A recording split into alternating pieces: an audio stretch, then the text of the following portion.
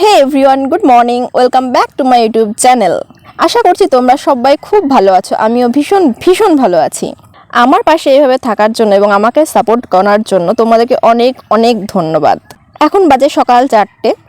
আমি ঘুম থেকে উঠে ফ্রেশ হয়ে পড়তে বসে গেছি। আমার কেপি প্র্যাকটিস সেটের অনেক কটাই প্র্যাকটিস হয়ে গেছে, কিন্তু ওখানে যে প্র্যাকটিস করলাম তারপরে কোন কোয়েশ্চেনটা পারলাম না বা কোন ম্যাথটা পারলাম না সেটা আমার আর রিভাইজ করা হয়নি।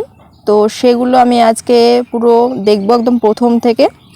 আর যেগুলো আমি পারিনি বা প্রবলেম হয়েছে সেগুলোকে আমি অঙ্কগুলো প্র্যাকটিস করব, আর যে কোয়েশ্চেনগুলো আছে সেগুলো দেখব। আর যদি আমার কোনো কিছুতে ডাউট থাকে সেটা আমি টেক্সট বুক থেকে মিলিয়ে নেব।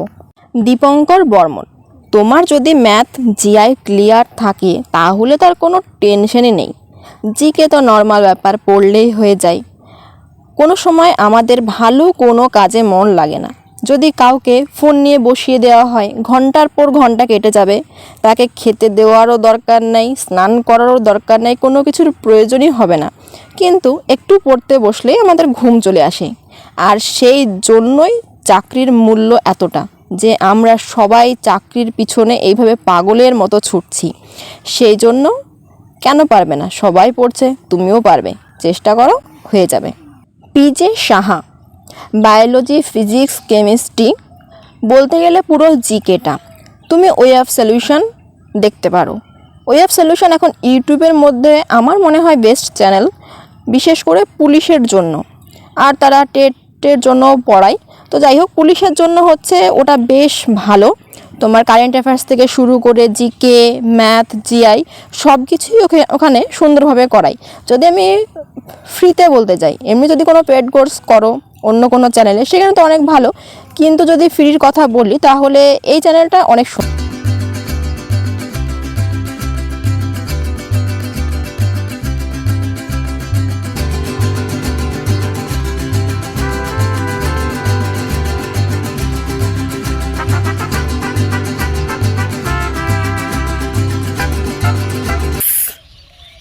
আমি এখন ফিল্ডে আছি।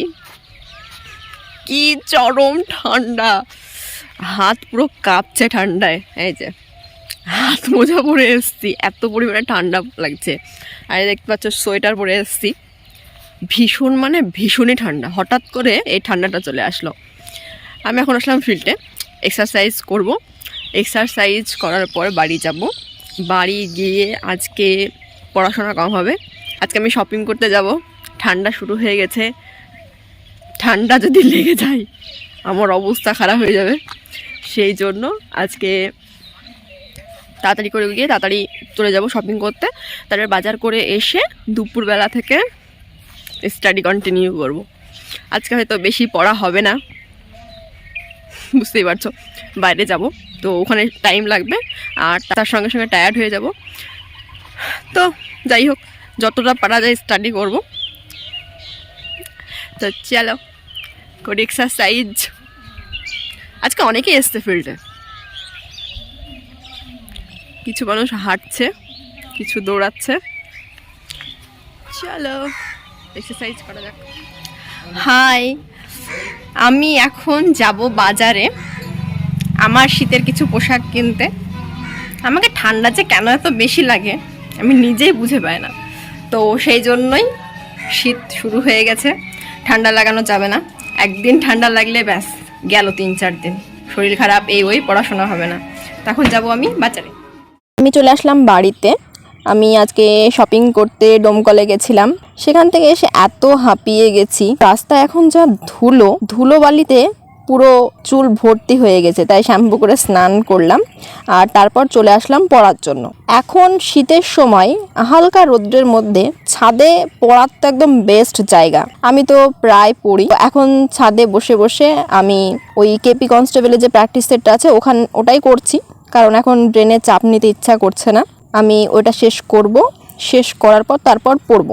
অবশ্য প্র্যাকটিস সেট করতে গেলে অনেক জিকে বলো, ম্যাথ বলো, অনেক কিছু এক্সট্রা জানা হয়। তো এটা তোমরা অবশ্যই করবে। প্র্যাকটিস সেটটা কমপ্লিট করার পর ওগুলো কোনগুলো পারলে না ওগুলো সবগুলো দেখবে, এবং যেগুলো পারলে না বই বের করবে, মানে নিজের টেক্সট বুক, আর টেক্সট বুকে দেখবে যে কোথায় কোন চ্যাপ্টারটা আছে, ওই চ্যাপ্টারটাকে তুমি চেষ্টা করবে শেষ করার। তাহলে দেখবে আস্তে আস্তে তোমাদের নাম্বার ইনক্রিজ হবে। অনেকের আছে যে টাইম হচ্ছে না বা সময়ের জন্য প্রবলেম হচ্ছে। দেখো, প্র্যাকটিস ছাড়া এখানে আমাদের কাছে নেক্সট কোনো অপশান নেই। বেশি বেশি করে প্র্যাকটিস করো, আর প্র্যাকটিসের সঙ্গে পড়াশোনা করো, কারণ পড়াশোনা যদি তুমি না করো তাহলে কখনোই তুমি স্পিডে কোনো জিনিস করতে পারবে না, তোমার সময় লাগবেই। এবার যদি তুমি কম করে 70+ অ্যাটেন্ড না করতে পারো তাহলে ওখানে তোমার 50+ পাওয়া খুব কঠিন হয়ে উঠবে। এখন বাজে প্রায় 4টে। আমার আজকের মতো পড়া কমপ্লিট, আর আজকে ভালো লাগছে না পড়তে, তো রাত্রে একটা মক টেস্ট দিব, দিয়ে ব্যাস কমপ্লিট হয়ে যাবে, আজকের মতো পড়া শেষ। এখন আমি খাওয়া দাওয়া কমপ্লিট করব, মানে ফল খাবো। ফল খাওয়া দাওয়ার পর সন্ধ্যার দিকে মক টেস্ট দিব, আর তারপর ডিনার কমপ্লিট করে ঘুমিয়ে যাব। এখন টাইম প্রায় 6:45। আজকে অনেকটা লেট হয়ে গেল এক্সাম শুরু করতে। আজকে আমি 17 নম্বর মক টেস্ট দিব। একজন দেখলাম আমাকে বারবার কমেন্ট করছিল যে যেগুলো 10 নম্বর পর্যন্ত প্র্যাকটিস সেট আছে সেগুলো নাম্বার তো ঠিকঠাক আসছে, কিন্তু 10-এর ওপরে যে প্র্যাকটিস সেটগুলো আছে সেগুলোতে প্রবলেম হচ্ছে। আগের সব প্র্যাকটিস সেট আমার এখনও কমপ্লিট হয়নি, তো আমি চাইলাম যে এটা করি এবং তোমাদের সঙ্গে শেয়ার করি, সেই জন্য আজকে এই প্র্যাকটিস সেটটা আমি করছি। দেখা যাক কত রেজাল্ট আসে। প্রতিমা দাস, তোমার কথা শুনে আমার সত্যিই খুব খারাপ লাগলো। আমার পক্ষে যদি সম্ভব হতো আমি অবশ্যই তোমাকে হেল্প করতাম, কিন্তু এটা সম্ভব না। তবে একটা কথা, যে জিনিসের জন্য কষ্টটা যত পরিমাণে বেশি হয় সেই সাকসেসের যে আনন্দটা সেটা সেই পরিমাণেই বেশি। সেই জন্য তুমি যে কষ্ট করছো, যেদিন তুমি সাকসেস হবে সেদিন তোমার এই কষ্টগুলো সব কিছু পানির মতো হয়ে যাবে। তোমার মনেই হবে না যে তুমি কষ্ট করেছো, এবং তোমার হাজব্যান্ড, তোমার ফ্যামিলি সবাই তোমার জন্য প্রাউড করবে। চেষ্টা করো। হ্যাঁ, কষ্ট হয়, কিছু করার নেই, আমাদের অনেক কিছুতে কষ্ট হয়, তবে হ্যাঁ তোমার মতো না। আর এটা সত্যি কথা, আমি বাড়িতে কোনো রকমের কোনো কাজ করি না, আর আমার মা আমাকে কোনো কাজ করতে বলেও না। আমি ফার্স্টে বহরমপুরে ছিলাম যখন আমি প্রিলি এক্সাম দিই, তারপরে দেখলাম যে পাশ করে যাব, তারপরে আমি পুরো ওখানে টিউশন পড়াতাম, টিউশন ছেড়ে দিয়ে বাড়ি চলে এসেছি। আর বাড়িতে আমি একটা কোনো কাজ করি না, খাই দাই ঘুমাই, পড়ি, আর নিজের মানে পড়া রিলেটেড নিজের যে কাজ সেগুলোই, আর কোনো।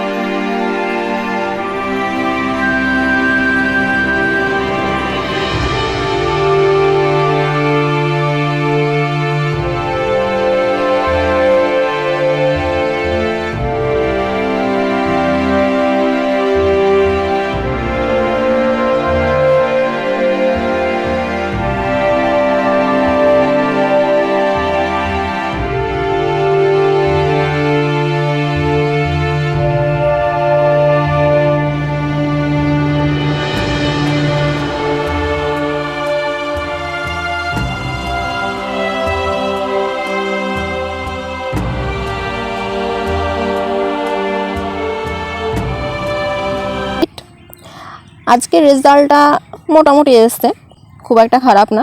আমি প্রায় 80+ অ্যাটেন্ড করেছিলাম, তো সেখানে অনেক কটাই ভুল হয়েছে, আর এখানে আমার স্কোর আসছে 65.75। তো কোনো ব্যাপার না। দেখো, হয়তো তোমার কোনো প্র্যাকটিসের ভুল আছে বা কোনো পড়াশোনার একটু ঘাটতি আছে, সেগুলোকে ঠিক করো, তাহলে রেজাল্ট ঠিক হবে। আর যদি নাম্বার কম আসে তাহলে দুঃখ পাওয়ার কিছু নেই, আর যদি তোমার নাম্বার অনেক বেশি আসে তবে আনন্দ পাওয়ারও কিছু নেই, কারণ পরীক্ষার যে ওখানকার যে সিচুয়েশান, ওই সিচুয়েশানকে হ্যান্ডেল করার পর মার্ক নিয়ে আসা, সেটা হচ্ছে মেন পয়েন্ট। চেষ্টা করো এবং চাকরি পেয়ে বাবা মায়ের মুখ উজ্জ্বল করো, এটাই কামনা করি। আজকে আমি তো বাজারে গেছিলাম বললাম, আমি এই ঘড়িটা নিয়েছি। আগের যে ঘড়িটা ছিল ওটার থেকে থেকে যে কি প্রবলেম হচ্ছিলো কি জানি, শুধু বন্ধ হয়ে যাচ্ছিলো, সেই জন্য ওটা চেঞ্জ করে আমি এটা নিয়ে আসলাম।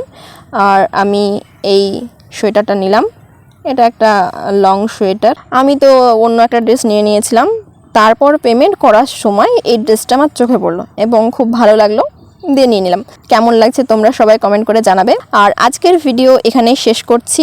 আমার ভিডিও কেমন লাগলো সবাই জানাবে এবং সবাইকে অল দ্য বেস্ট, ভালো করে পড়াশোনা করো। তো আজকের ভিডিও এখানেই শেষ করছি। সবাই হ্যাপি থাকো এবং সবাইকে হ্যাপি রাখো।